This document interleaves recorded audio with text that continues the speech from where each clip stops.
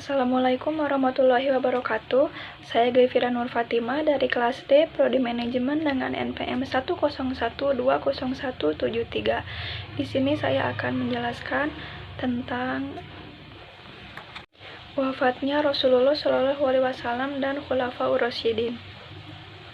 Yang pertama, wafatnya Rasulullah Shallallahu Alaihi Wasallam.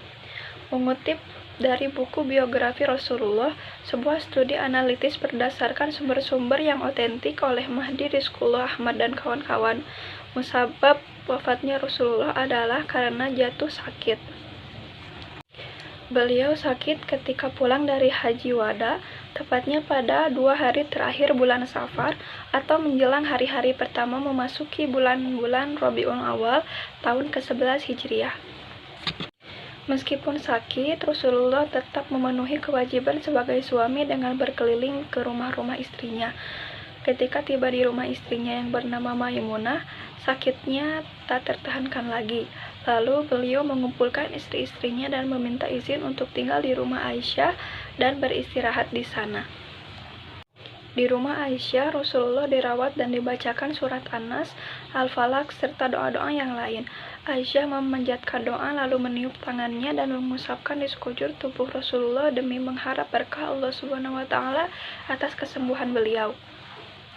Di masa sakitnya, Rasulullah menyempatkan diri untuk menemui kaum muslimin dan berwasiat kepada mereka untuk tidak menjadikan kuburan nabi-nabi termasuk kuburannya nanti sebagai masjid.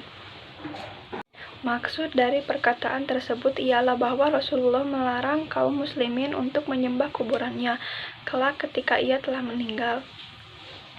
Tak lama setelah Rasulullah berwasiat kepada kaum muslimin, sakit yang dideritanya kian parah. Akhirnya ajal pun menghampiri. Wafatnya Rasulullah membawa kesedihan kepada seluruh umatnya, terutama para keluarga. Dalam riwayat Sahih, Ummu Salamah radhiyallahu anha meriwayatkan bahwa Nabi Muhammad Shallallahu Alaihi Wasallam ketika dalam keadaan sakaratul maut bersabda, jagalah sholat, dan orang-orang lemah di antaramu. Hadis riwayat Ahmad disahihkan Al-Albani di dalam silsilah Al-Hadis As-Sahihah. Ada 2 wasiat yang disampaikan Nabi Muhammad Shallallahu Alaihi Wasallam menjelang ajalnya dalam ucapan beliau, Ushikum bil sholati wa ma malakat amanukum. Yang pertama sholat, yang kedua peduli duafa. Sholat dan peduli duafa merupakan perpaduan hubungan dengan Allah, hablum minallah, dan hubungan dengan sesama manusia atau hablum minannas. Sholat dan peduli duafa adalah cermin kesolehan individu dan kesolehan sosial. Sholat adalah inti ibadah kepada Allah. Sholat merupakan ibadah utama sekaligus kewajiban paling pokok umat Islam. Sholat merupakan amal ibadah yang dihisab terlebih dahulu dan bahkan menjadi barometer penilaian amal seseorang di akhirat. Namun, sholat saja tidak cukup. Ucapan salam di akhir sholat adalah simbol kewajiban umat Islam menebarkan kedamaian, keselamatan, dan kesejahteraan kepada sesama manusia. Kepedulian sosial antara lain dengan cara zakat, infak, sedekah, dan kepedulian sosial merupakan salah satu follow-up ibadah dalam kehidupan sosial. Selanjutnya adalah kematian para Khulafaur Rasyidin. Yang pertama adalah Abu Bakar Siddiq radhiyallahu anhu.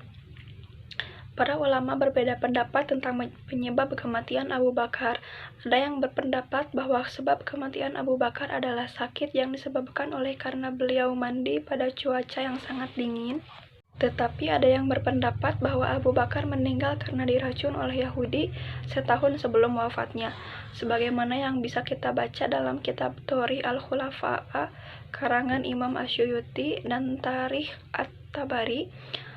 Asyuyuti berkata, Ibnu Sa'ad Al-Hakim meriwayatkan dengan sanad sahih dari Ibnu Syihab bahwa Abu Bakar dan Al-Haris bin Khildah makan makanan yang dihidangkan kepada Abu Bakar. Al-Haris berkata, angkat tanganmu wahai Khalifah Rasulullah. Demi Allah, di makanan ini ada racun yang membunuh dalam setahun.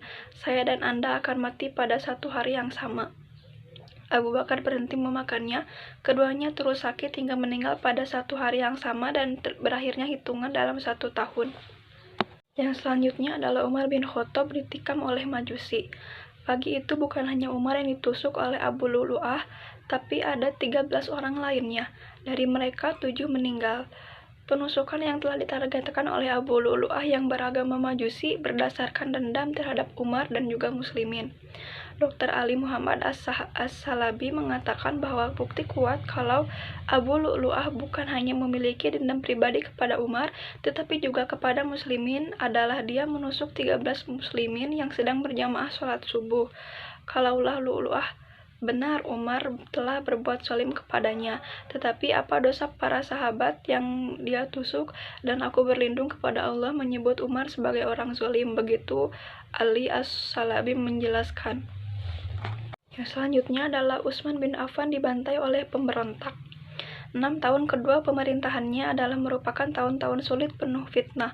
Bahkan fitnah itu melebar hingga ke zaman kita dan sungguh tidak mudah diurai oleh masyarakat awam. Kelembutan Utsman membuat fitnah begitu mudah merajalela tanpa penghalang berarti. Berbagai tuduhan menggelinding liar di kota-kota utama muslimin saat itu, hingga para pemberontak itu pun menuju kota Madinah untuk menurunkan Utsman dari jabatannya. Ratusan orang berangkat ke Madinah dan mengepung rumah Utsman. Sekitar 40 hari Utsman dikepung, dimulai dari bulan Syawal 35 Hijriah hingga akhir pun mereka halangi untuk masuk ke rumah Utsman. Berbagai upaya para sahabat dan anak-anak mereka untuk dilindungi Utsman tidak berdaya di hadapan tidak kurang dari 600 orang itu. Hingga pada waktu asar di hari Jumat 8 Zulhijjah 35 Hijriah, para pemberontak itu berhasil masuk ke dalam rumah Utsman melalui pintu lain. Kening Utsman ditusuk dengan bawah telinganya ditusuk hingga masuk ke kerongkongan. Kemudian pedang diayunkan untuk menebas Utsman. Robohlah Utsman dan melompatlah Amr bin Hamak menindih dada Utsman dengan menghujamkan 9 tusukan. Sekian dari saya, terima kasih. Wassalamualaikum warahmatullahi wabarakatuh.